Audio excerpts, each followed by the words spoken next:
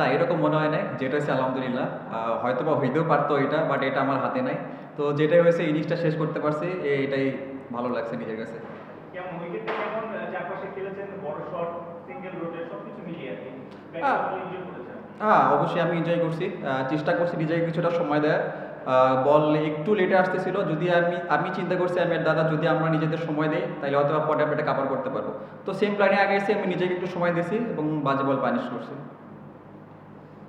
যদি আজকে ৭টা ছক্কা মারলেন, সব মিলে ২৯ ছক্কা হয়ে গেল। আসলে বাংলাদেশের মধ্যে এটাই একজন সর্বোচ্চ ছক্কা রেকর্ড। বিপিএলে যদি হিসাব করেন তাহলে শুধু একজন আছে উপরে, ক্রিস গেইল। আপনি যদি আর প্লেঅফ খেলতে পারেন তাহলে ৩টা থেকে ৫টা ম্যাচ খেলো, সর্বোচ্চ ৫টা ম্যাচ যদি প্লেঅফ খেলে তাহলে আসলে গেইলের ছক্কা রেকর্ড আসলে চোখ থাকবে, কিন্তু ৩০-৩৫ ছক্কা মেনে নিতে হবে। আমি কখনো ভাই এভাবে চিন্তা করি না। জাস্ট আমাদের সামনে আর ২টা ম্যাচ আছে। ২টা ম্যাচ আমরা কিভাবে ভালো শেষ করতে পারবো, সেটাই প্ল্যান থাকবে আমাদের। সবাই সেভাবেই চিন্তা করতেছে। যদি হয়ে যায়, হয়েও যাইতে পারে। বাট আমি নরমাল যে প্ল্যানে খেলি, সেম প্ল্যানেই খেলার চেষ্টা করব। সামনে চ্যাম্পিয়ন্স ট্রফি আমরা বিপিএল এ ভালো একটা ফর্মে আছি, এটা এসে ক্যারি করার একটা ইয়ে থাকবে। দেখেন ওইটা ডিফারেন্ট ফরম্যাট, ওডিআই ফরম্যাট। এখানে যেরকম প্রথম পাওয়ার প্লেতে মানে কুইক খেলতে হয়, রান তুলতে হয়, ওইখানে হয়তো আরও একটু বেশি সময় পাওয়া যায়।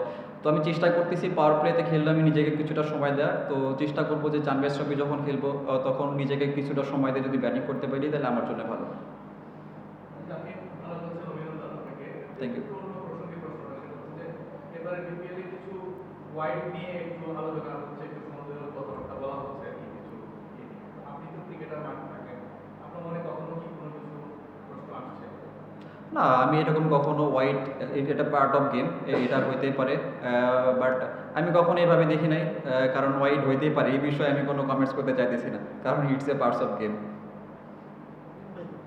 মানে এই যেটা আপনি শুরুর দিকে আসলে অনেক ক্লিন হিটিং করতে পারেন, ছক্কা বাংলাদেশের ব্যাটসম্যানদের জন্য একটা রেয়ার যে তারা ক্লিন করতেছে, বড় বড় ছক্কা রেগুলারটা হবে। আপনি যখন টানা ছক্কা মারছেন প্রতি ম্যাচে, আসলে ছক্কার জন্য আসলে কীভাবে নিজের প্রস্তুত করবে, রহস্যটা কি নিজের প্রস্তুতির বিষয়টা?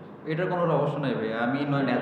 আমি ন্যাচারালি এরকম খেলি, প্র্যাকটিসে ট্রাই করি নিজের যেটা স্ট্রং জোন সেটা নিয়ে কাজ করার, এবং যেটা আমার গেমে যে ভুলগুলো হয় সেগুলো নিয়ে কাজ করার। তো এটার কোনো রহস্য নেই ভাই, জাস্ট আমি নর্মাল ন্যাচারাল খেলা খেলি। এর মধ্যে পয়েন্ট টেবিলের 4-এ রয়েছে ঢাকা, শেষ দিকে এসে পয়েন্ট টেবিলটা জমে গেছে। কি মনে হচ্ছে বাকি দুটো ম্যাচ জিতে কোনোভাবে সম্ভব এটা প্লে-অফে খেলা? সত্যি কথা বলতে আমরা এখন শেষ দিকে এসে এগুলো চিন্তা করতেছি না। আমরা জাস্ট ফোকাস করতে যদি সামনের ম্যাচে, সামনের 2টা ম্যাচ যদি আমরা ভালোভাবে শেষ করতে পারি তাই হয়তো বা চান্স হইতেও পারে। বাট আমরা যদি এটা নিয়ে আর এক্সট্রা বেশি নিতে চাই না, কারণ আমাদের শুরুটা ভালো হয় নাই। তো আমাদের চেষ্টা থাকবে যাতে সামনের 2টা ম্যাচ ভালোভাবে শেষ করার। থ্যাংক ইউ ভাইয়া।